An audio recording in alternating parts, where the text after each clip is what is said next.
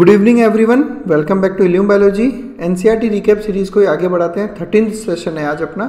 22nd chapter यानी chemical coordination और integration endocrine system को ही आगे बढ़ाएंगे और आज हम लोग देखेंगे पिट्यूटरी ग्लैंड के बारे में। देखो, आपसे रिक्वेस्ट है कि इस वीडियो को देखने से पहले हमारा जो इसका फर्स्ट सेशन हमने लिया था जिसमें हमने हाइपोथैलेमस की बात की थी, उस वीडियो को देखो, क्योंकि पिट्यूटरी से रिलेटेड काफ़ी कंसेप्ट हम ऑलरेडी वहाँ पे डिस्कस कर चुके हैं। तो चलिए शुरुआत करते हैं हम। ये डायग्राम हम लोगों ने हाइपोथैलेमस का पिछले वीडियो में देखा था, जिसमें मैंने आपको बताया था कि किस तरह से हाइपोथैलेमस और पिट्यूटरी आपस में कनेक्टेड रहते हैं। ये हाइपोथैलेमस, ये पोस्टीरियर पिट्यूटरी जिसको न्यूरो हाइपोफाइसिस कहते हैं, और ये एंटीरियर पिट्यूटरी जिसको एडिनो हाइपोफाइसिस कहते हैं।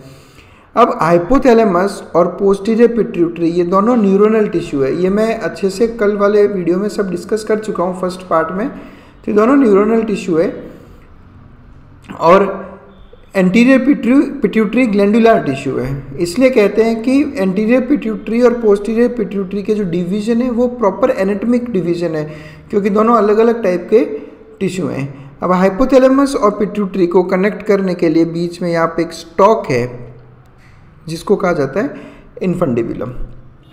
ठीक है, तो अब हम देखते हैं ये स्ट्रक्चर। तो ये देखिए यहाँ पर हाइपोथैलेमस अगेन, और अब देखिए यहाँ पर ये जो पोर्शन है ना एंटीरियर पिट्यूटरी, ये यहाँ से लेकर यहाँ तक का पूरा पोर्शन एंटीरियर पिट्यूटरी है। ठीक है, इस एंटीरियर, ये एंटीरियर पिट्यूटरी है। इस एंटीरियर पिट्यूटरी को अगर मैं देखूँ तो हमने इसको दो पार्ट में डिवाइड कर रखा है। हाँ, देखो, मैं सिर्फ और सिर्फ एनसीईआरटी के हिसाब से ही आपको पढ़ा रहा हूँ, बहुत ज़्यादा डिटेल में नहीं जा रहा। केवल हम यहाँ दो ही पार्ट की बात करेंगे। ठीक है, तो इसके जो दो पार्ट है उसमें से पहला है पार्स इंटरमीडिया। इंटरमीडिया नाम से पता चल रहा है जो बीच का पार्ट है। तो आपको अगर बड़े लेवल पे देखो तो यहाँ पे पिट्यूटरी के ऐसे तीन पार्ट दिख रहे होंगे। तो ये जो बीच का पार्ट है इसको कहा जाता है पार्स इंटरमीडिया, और ये जो फर्स्ट पार्ट है इसको कहा जाता है पार्स डिस्टालिस। ठीक है, ये एक बार देखो, आपको क्लियर हो रहा होगा। ये पार्स डिस्टालिस और ये पार्स इंटरमीडिया। ह्यूमन बींग्स में एक्चुअल में देखा गया कि पार्स इंटरमीडिया और पार्स डिस्टालिस ऑलमोस्ट मर्ज्ड है ह्यूमन बींग्स में। इसलिए ह्यूमन बींग्स में पार्स डिस्टालिस को ही एंटीरियर पिट्यूटरी के नाम से रेफर किया जाता है। बाकी अदरवाइज एंटीरियर पिट्यूटरी के दो अलग अलग पार्ट होते हैं, इंटरमीडिया और डिस्टालिस। फिर ये जो तीसरा वाला पोर्शन है इसको हम कहते हैं पोस्टीरियर पिट्यूटरी या फिर पार्स नर्वोसा। ध्यान रखना है आपको ये नाम, पार्स नर्वोसा। अब कन्फ्यूजन की कोई बात ही नहीं है। क्यों बात नहीं है? क्योंकि देखो, ये पोस्टीरियर पिट्यूटरी के नाम में क्या आ रहा है, पार्स नर्वोसा, तो साफ समझ में आ रहा है कि नर्वस सिस्टम। और मैंने आपको कल ही बताया था कि posterior pituitary nervous neuronal tissue का ही बना है, तो नर्वोसा। पार्स इंटरमीडिया बीच वाला, और ये वाला पार्स डिस्टालिस। और ह्यूमन बींग्स में पार्स डिस्टालिस को ही रेफर किया जाता है by the name of anterior pituitary. और सबसे एंड में मैं बता देता हूँ आपको, ये स्टॉक ये रहा, ये इसको कहा जाता है इन्फंडिबुलम। इसको थोड़ा सा और अच्छे से देखते हैं हम। ये देखो, ये एंटीरियर, ये पोस्टीरियर, और ये वो स्टॉक जिससे पिट्यूटरी जुड़ा है हाइपोथैलेमस से, इस स्टॉक को कहा जाता है इन्फंडिबुलम। नेक्स्ट बात करते हैं हम सेला टर्सिका की।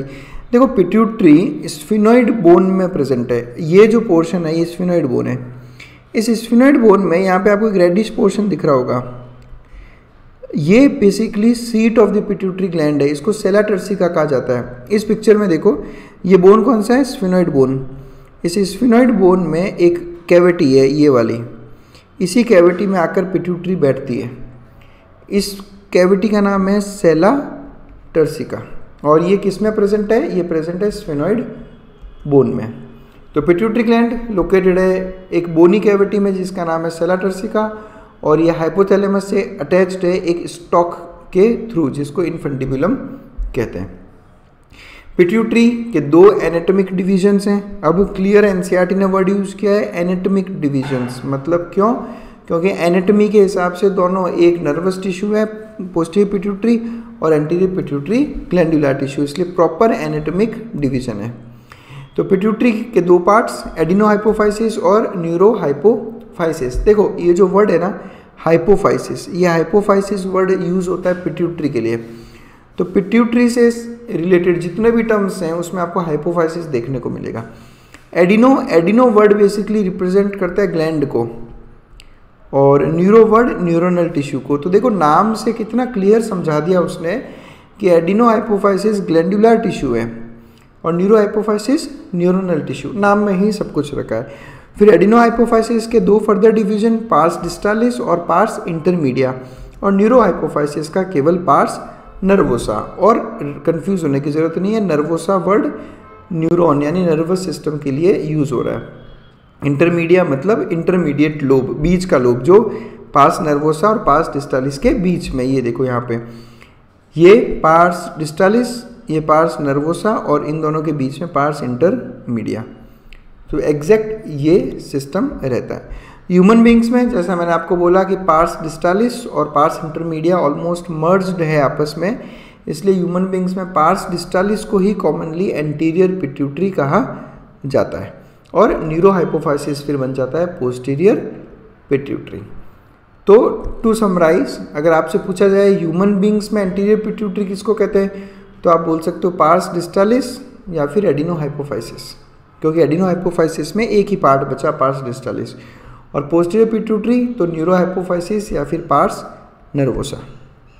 चलिए फिर कौन कौन से हार्मोन्स रिलीज होते हैं वो हम लोग यहाँ से देख लेते हैं, और इनको याद कैसे करना है वो भी मैं आपको अभी समझा दूंगा।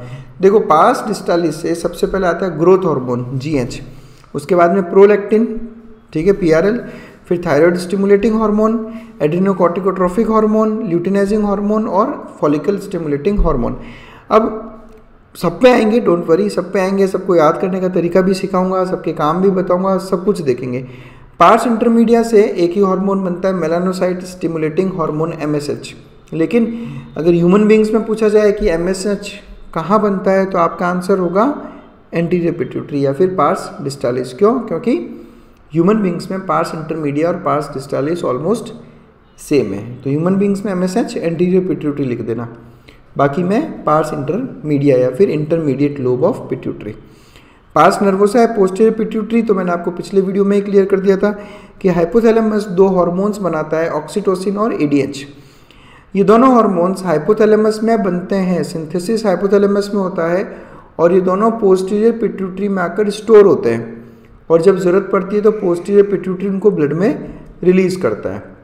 तो ऑक्सीटोसिन ADH, आज से एक चीज़ याद कर लेना, synthesized by hypothalamus but stored and released by pars nervosa या फिर पोस्टीरियर पिट्यूटरी। और इंटरमीडिएट लोब केवल एक MSH, यानी बाकी जितने भी हार्मोन्स बचे वो सारे के सारे पार्स डिस्टालिस से रिलीज होंगे। तो ये इतना आसान हो गया याद करना। Oxytocin ADH, posterior pituitary, MSH intermediate या फिर एंटीरियर पिट्यूटरी, और बाकी सारे एंटीरियर पिट्यूटरी से रिलीज होंगे। चलिए बारी बारी से हर एक हार्मोन पढ़ लेते हैं। देखो अगर मैं बनाना चाहूँ तो केवल ग्रोथ हार्मोन पे ही एक 1.5 घंटे का वीडियो बन सकता है, इतना बड़ा टॉपिक है ये, बट हम केवल NCERT पर ही फोकस्ड रहेंगे। समझना इस बात को, नाम क्या है? Growth hormone. तो नाम से ही पता चल रहा है कि ये आपकी बॉडी में ग्रोथ को स्टिमुलेट करता है।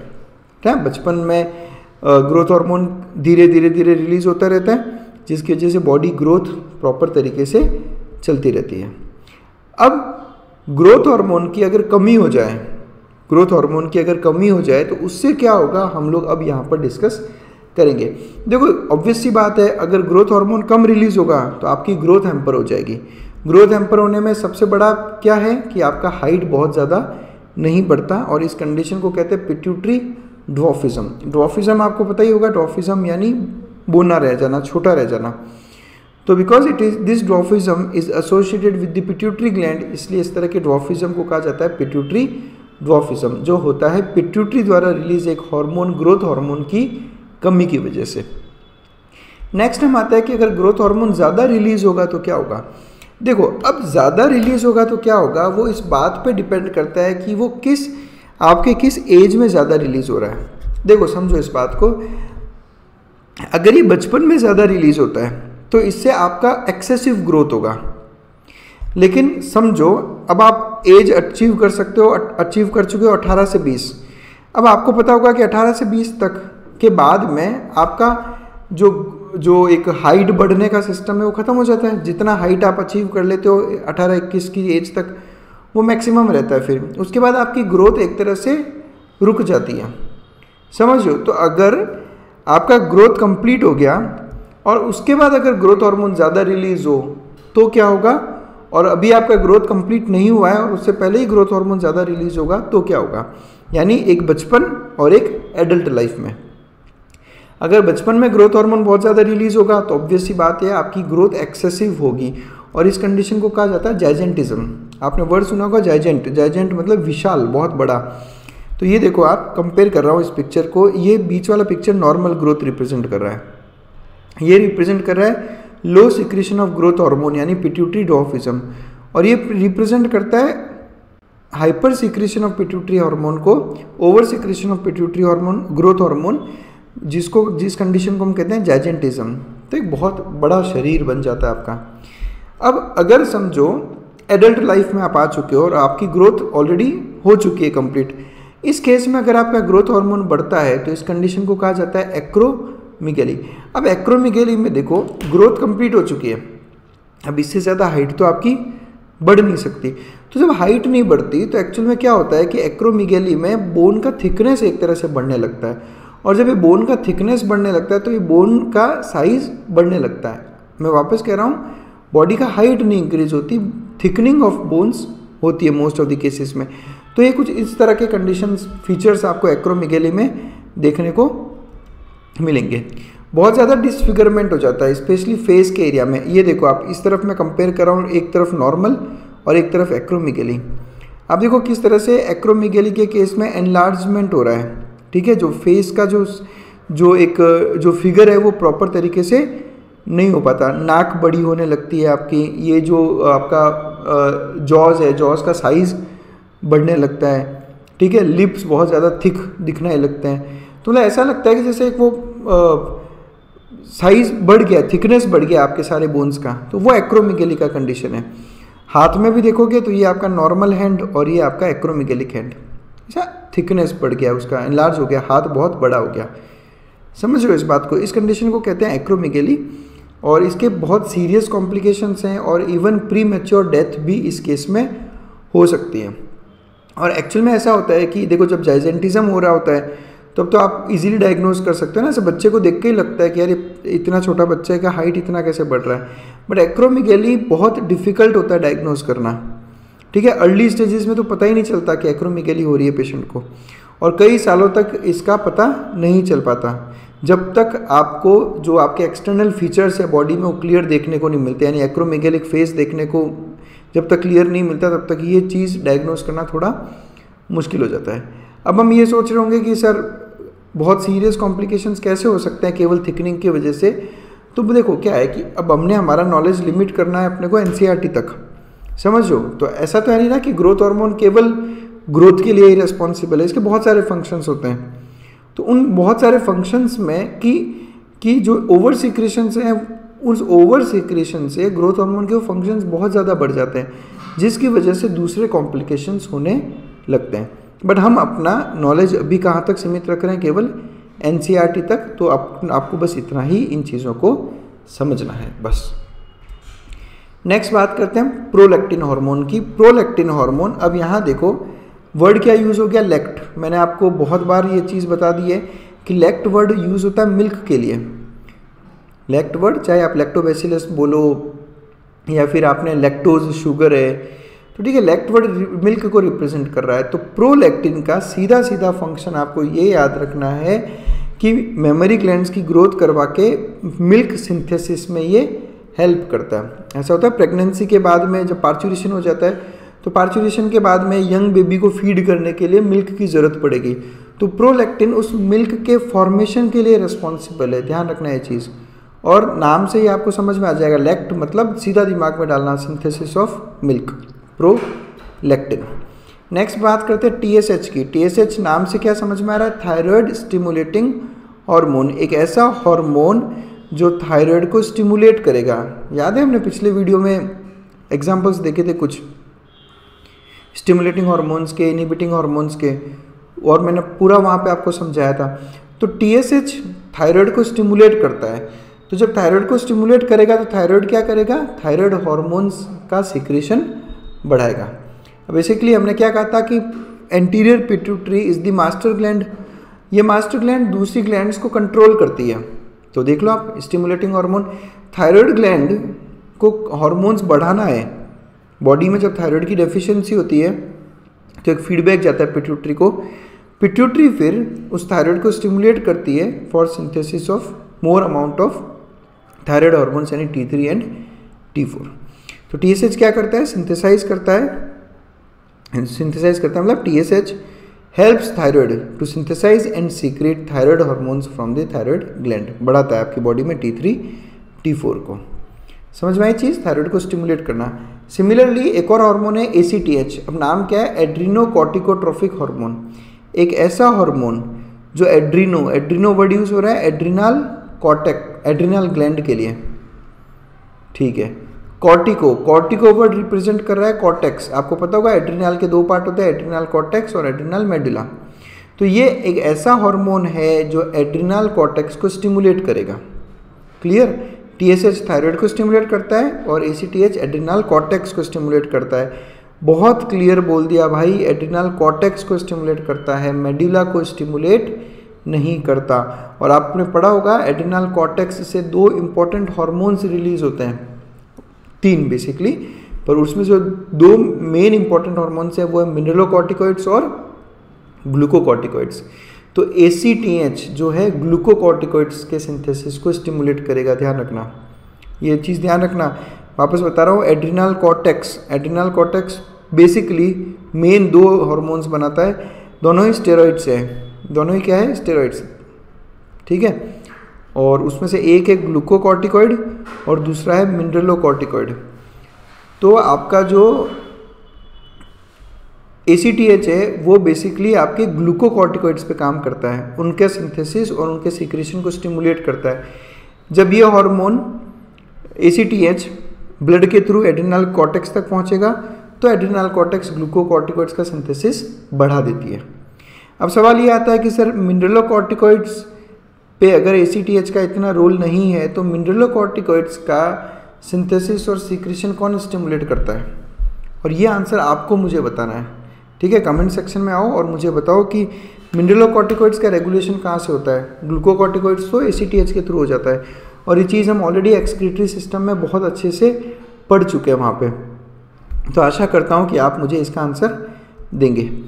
चलिए नेक्स्ट बात करते हैं गोनेडोट्रोफिन्स। पिछले वीडियो में मैंने आपको बता दिया था कि ये वो हार्मोन्स हैं जो गोनेड्स को स्टिमुलेट करेंगे, इसलिए गोनेडोट्रोफिन्स। तो इसमें बेसिकली दो हार्मोन्स स्टडी करने हैं आपको, FSH और LH। ये गोनेड्स को स्टिमुलेट करते हैं, फॉलिकल स्टिमुलेटिंग हार्मोन और ल्यूटिनाइजिंग हार्मोन। चलिए ये भी बताऊंगा मैं आपको कि इनका ऐसा नाम क्यों रखा गया है।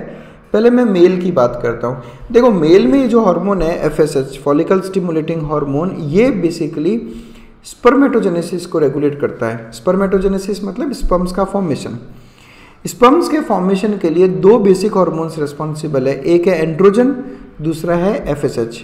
एंड्रोजन्स क्या होते हैं? तो एंड्रोजन्स बेसिकली जितने भी मेल सेक्स हार्मोन्स हैं उन सब को मिलाकर एक वर्ड यूज होता है एंड्रोजन, ठीक है। अब और इन एंड्रोजन्स में बहुत सारे हार्मोन्स आते हैं जो मेल सेक्स हार्मोन्स है और उसमें सबसे इंपॉर्टेंट है टेस्टोस्टेरॉन। इसलिए कंफ्यूज नहीं होना कि सर मेल सेक्स हार्मोन कौन सा है, टेस्टोस्टेरॉन या एंड्रोजन। एंड्रोजन पूरे ग्रुप को बोलते हैं और उसमें सबसे मेन है टेस्टोस्टेरॉन। तो टेस्टोस्टेरॉन और FSH मिलकर स्पर्मेटोजेनेसिस को रेगुलेट करते हैं। दूसरा है LH। इस LH को ह्यूमन बींग्स में ह्यूमन मेल्स में, मेल में कह रहा हूँ मैं, ICSH कहते हैं, इंटरस्टिशियल सेल स्टिमुलेटिंग हार्मोन, ठीक है। और LH बेसिकली क्या करता है, ये आपके एंड्रोजन्स के सीक्रेशन को, उनके सिंथेसिस को स्टिमुलेट करता है। अब आपने पढ़ा होगा टेस्टिस का स्ट्रक्चर पढ़ा होगा। टेस्टिस के स्ट्रक्चर में आप पढ़ते हो about interstitial cells of Leydig, ठीक है। अब चाहे NCERT 11th में नहीं है पर ये 12th में दे रखी चीज़ें हैं, लेडिक सेल्स बोलते हैं आप इनको। तो interstitial cells of Leydig hormone release करते हैं टेस्टोस्टेरॉन, और टेस्टोस्टेरॉन क्या है, एक एंड्रोजन, ऑब्वियस सी बात है। अब क्या होता है कि एक ऐसा हार्मोन जो इंटरस्टिशियल सेल्स को स्टिमुलेट करे उसको आप क्या बोलोगे, interstitial cell stimulating hormone, ICSH। तो यही मेल में LH बोलो या ICSH बोलो, एक ही बात है। और जब इंटरस्टिशियल सेल स्टिमुलेट होंगे तो क्या रिलीज होगा? टेस्टोस्टेरोन। बाद में ये टेस्टोस्टेरोन या एंड्रोजन्स रेगुलेट करते हैं स्पर्मेटोजेनेसिस को एफएसएच के साथ में। तो इसलिए ये कन्फ्यूजन बिल्कुल नहीं रखना। अब मैं फीमेल की बात करता हूँ, तो ये जो दो नाम है ना एफएसएच और एलएच, ये बेसिकली फीमेल के हिसाब से इनका ऐसा नाम रखा गया है। देखो एफएसएच का नाम क्या है? फॉलिकल स्टिमुलेटिंग हार्मोन, यानी ये वो हार्मोन है जो फॉलिकल्स को स्टिमुलेट करता है। फॉलिकल्स आपने पढ़ा रहेगा, ओवरी के अंदर फॉलिकल्स का डेवलपमेंट होता है ना। आप पूरा सीक्वेंस पढ़ते हो, primordial follicle, primary follicle, secondary follicle, फिर वो पूरा मैच्योर होने के बाद बनता है ग्राफियन फॉलिकल। तो उन्हीं फॉलिकल्स का स्टिमुलेशन कौन कर रहा है? Follicle stimulating hormone. समझ में आई चीज़? तो जब वो उनको स्टिमुलेट करता है तो उनकी ग्रोथ और डेवलपमेंट होता है। तो ओवेरियन फॉलिकल्स का ग्रोथ और डेवलपमेंट कौन स्टिमुलेट कर रहा है? Follicle stimulating hormone. जैसा नाम वैसा काम। सेकंड है एलएच, ल्यूटिनाइजिंग हार्मोन। तो आपको ये बात पता होगी कि ओवेरियन फॉलिकल जब पूरी तरीके से मैच्योर हो जाता है तो उसे कहते हैं ग्राफियन फॉलिकल। फिर उस ग्राफियन फॉलिकल से 14th डे पे ओव्यूलेशन होता है और आपका सेकेंडरी oocyte उस ग्राफियन फॉलिकल से निकल जाता है। तो जो पीछे बच गया उसको हम कहते हैं कॉर्पस ल्यूटियम। यहाँ देखो ये पिक्चर, ये फॉलिकल्स है ओवरी के, ये फॉलिकल्स डेवलप होते जा रहे हैं, ठीक है। धीरे धीरे इनका डेवलपमेंट हुआ। डेवलपमेंट होने के बाद में एंड में बन गया ये एक मैच्योर फॉलिकल जिसको हम कहते हैं ग्राफियन फॉलिकल। अब ये ग्राफियन फॉलिकल से क्या होगा कि ये जो सेकेंडरी oocyte का डेवलपमेंट हो रहा है, ये सेकेंडरी oocyte यहाँ से निकल के चला गया फैलोपियन ट्यूब में। अब ये जो पीछे स्ट्रक्चर बच गया इसको हम कहते हैं कॉर्पस ल्यूटियम। और आपको अच्छे से पता होगा कि कॉर्पस ल्यूटियम एक बहुत इंपॉर्टेंट हार्मोन बनाता है जिसका नाम है प्रोजेस्टेरॉन। क्या नाम है? प्रोजेस्टेरॉन। अब देखो आप ल्यूटिनाइजिंग हार्मोन का नाम ल्यूटियम से लिया है हमने, एक ऐसा हार्मोन जो किस पे एक्ट कर रहा है? कॉर्पस ल्यूटियम पे। तो एलएच बेसिकली क्या करता है? ये इंड्यूस करता है ovulation of Graafian follicles. Graafian follicles से ओव्यूलेशन को इंड्यूस करता है। ओव्यूलेशन का मतलब क्या होता है? ओव्यूलेशन का मतलब होता है कि जो मेंस्ट्रुअल साइकिल की 14th डे है उस 14th डे पर ओवम ग्राफियन फॉलिकल्स से रप्चर होकर बाहर निकलकर फैलोपियन ट्यूब में पहुंच जाएगा, उसको हम कहते हैं ओव्यूलेशन। इसलिए जब आप मेंस्ट्रुअल साइकिल पढ़ते हो तो मेंस्ट्रुअल साइकिल में 14th डे पे आप जो ग्राफ देखना, उस ग्राफ में जो एलएच का ग्राफ होगा ल्यूटिनाइजिंग हार्मोन का, वो एलएच का ग्राफ एकदम से बढ़ता है। एलएच हार्मोन 14th डे पर एकदम से बढ़ता है जिसको कहा जाता है एलएच सर्ज। 12th क्लास के आपका बुक में एक पूरा मेंस्ट्रुअल साइकिल पे एक पूरा ग्राफ दे रखा है। अब जाकर ल्यूटिनाइजिंग हार्मोन को 14th डे पे देखना, एकदम से बढ़ा हुआ मिलेगा आपको। क्यों? क्योंकि ल्यूटिनाइजिंग हार्मोन ही ओव्यूलेशन को इंड्यूस करता है। उसके बाद ओव्यूलेशन इंड्यूस हुआ तो बन गया क्या? Corpus luteum. कॉर्पस ल्यूटियम क्या रिलीज करेगा? प्रोजेस्टेरॉन। अब प्रोजेस्टेरॉन के बारे में आपने अच्छे से पढ़ा है कि ये प्रेगनेंसी हार्मोन है। तो जब तक प्रोजेस्टेरॉन का लेवल ब्लड में हाई रहेगा तब तक प्रेगनेंसी वहाँ पर रहेगी। जैसे ही प्रोजेस्टेरॉन गिर गया तो इवन प्रेगनेंसी भी फेल हो जाएगी।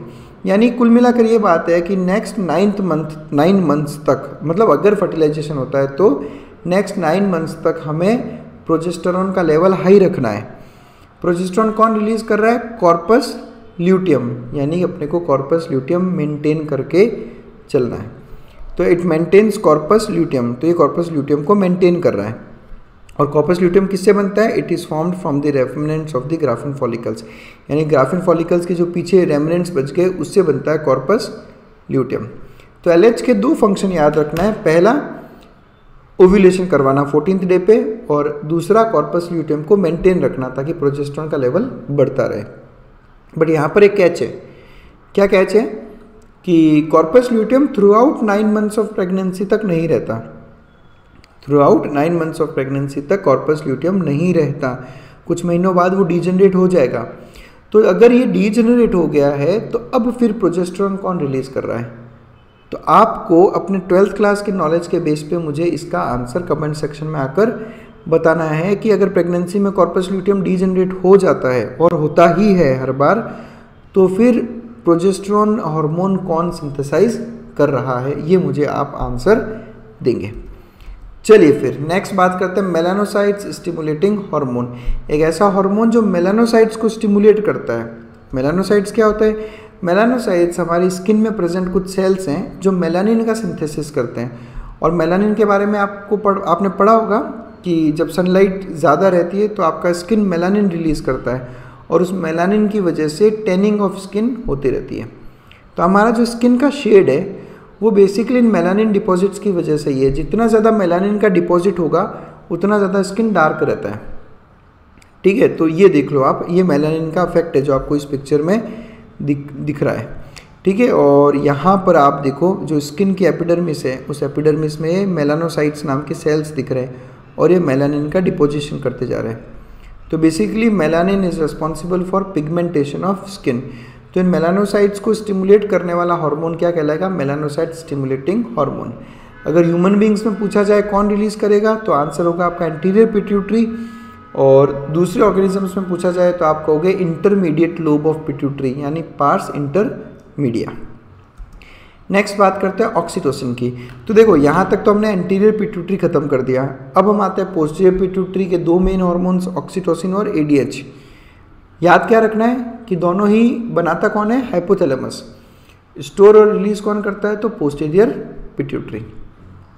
ऑक्सीटोसिन की मैं अगर बात करूँ तो ऑक्सीटोसिन एक बहुत इंपॉर्टेंट हार्मोन, और याद रखना है बहुत अच्छे से, क्लास 12th में भी इसके बारे में और डिटेल में बात करेंगे।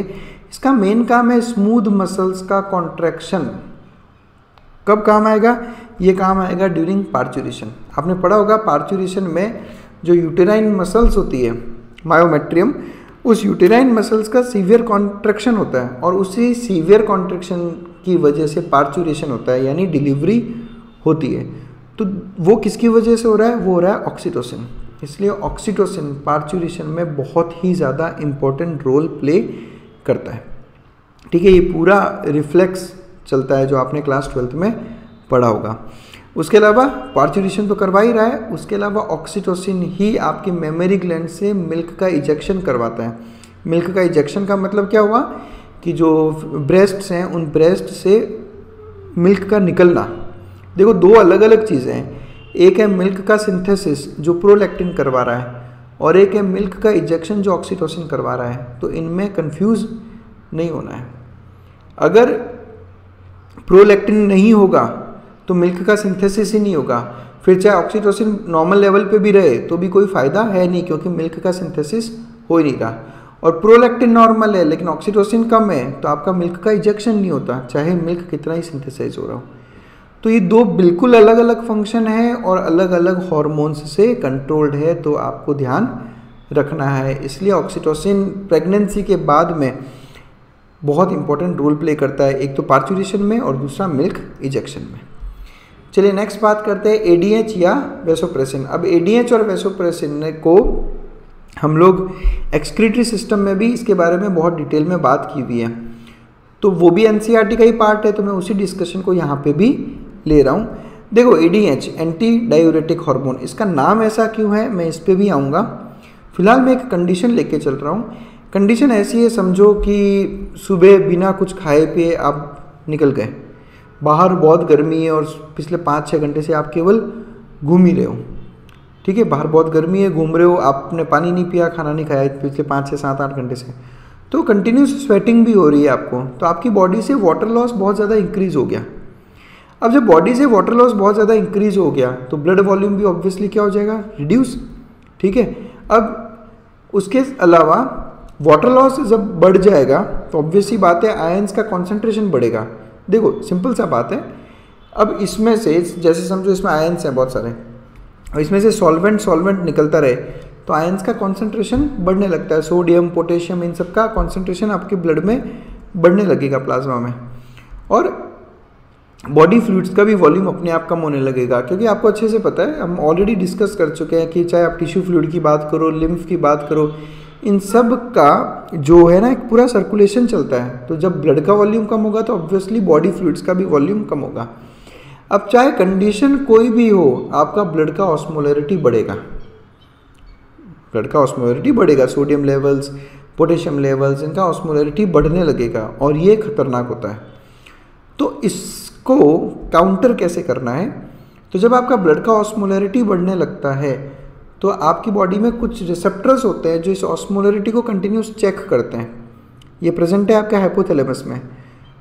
जैसे ही ब्लड का ऑस्मोलरिटी बढ़ता है, हाइपोथैलेमस में मौजूद कुछ ऑस्मो रिसेप्टर्स, नाम से समझ में आ रहे हैं, ऐसे रिसेप्टर्स जो ऑस्मोलरिटी को सेंस करेंगे, तो ये स्टिमुलेट होते हैं। जैसे ही ये स्टिमुलेट होते हैं, हाइपोथैलेमस रिलीज करता है ADH, है ना, ऑलरेडी बता दिया। ADH ऑक्सीटोसिन दोनों हाइपोथैलेमस बनाता है।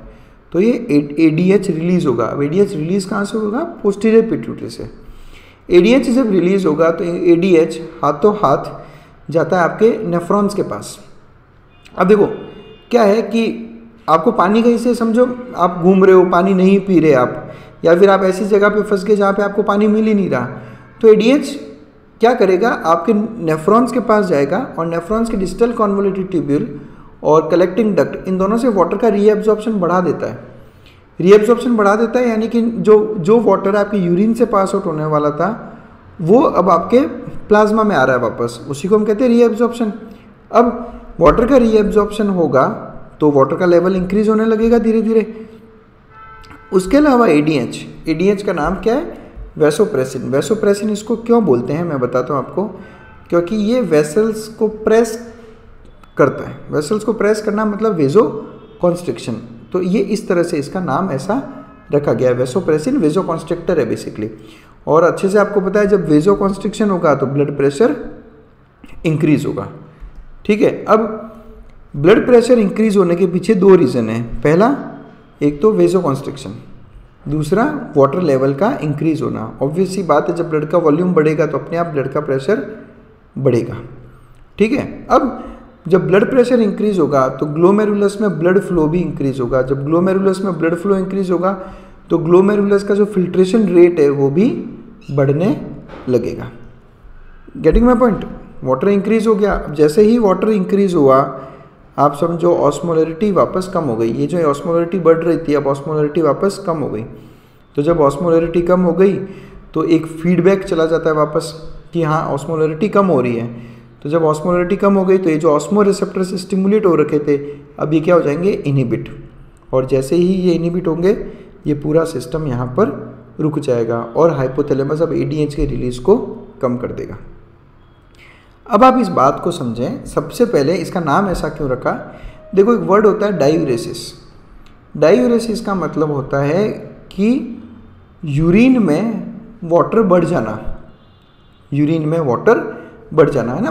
देखो, जो ऐसा होगा ना कि जब यूरिन में वाटर बढ़ेगा तो आप बार बार यूरिनेट करने जाते हैं, उस कंडीशन को हम कहते हैं डायूरेसिस। ADH हार्मोन डायूरेसिस करवाता है या डायूरेसिस रोकता है? समझें इस बात को। ADH क्या कर रहा है? वाटर का रीएब्जॉर्प्शन बढ़ा रहा है। तो जो यूरिन के थ्रू वाटर निकलने वाला था वो अब कम निकलेगा, यानी ये डायूरेसिस रोकने वाला काम करता है। तो इट इज़ एंटी डायूरेटिक।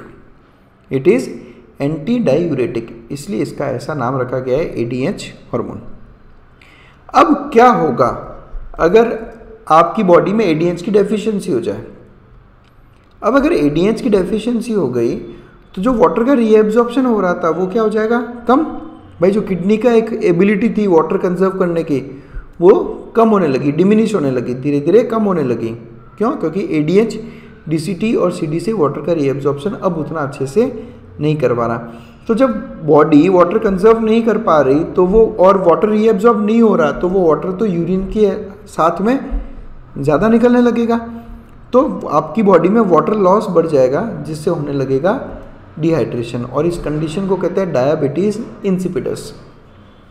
अब स्टूडेंट्स डायबिटीज़ इंसिपिडस और डायबिटीज़ मेलाइटस में बहुत कंफ्यूज रहते हैं और वो हमेशा पूछते हैं कि सर इन दोनों को डायबिटीज़ क्यों कहते हैं, है ना। आप जनरली जब आपके सामने वर्ड आता है डायबिटीज़ तो आप क्या कहते हो? अच्छा, वो बीमारी जिसमें ब्लड शुगर लेवल बढ़ता रहता है।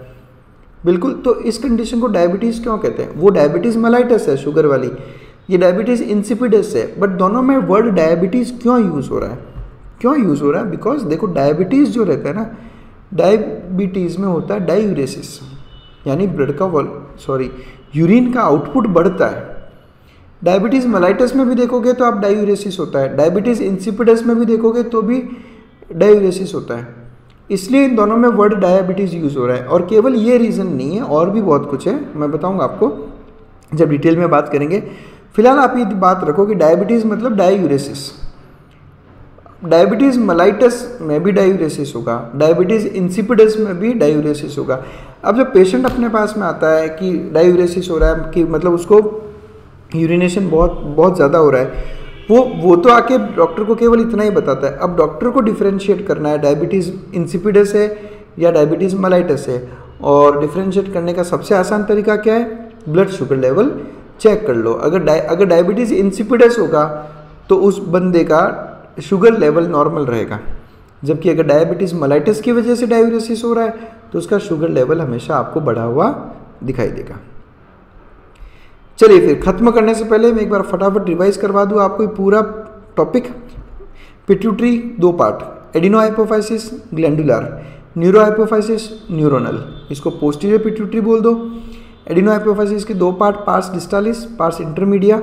ह्यूमन बींग्स में पार्स इंटरमीडिया मर्ज हो रखा है पार्स डिस्टालिस के साथ, तो पार्स डिस्टालिस को ही एंटीरियर पिट्यूटरी कह दिया।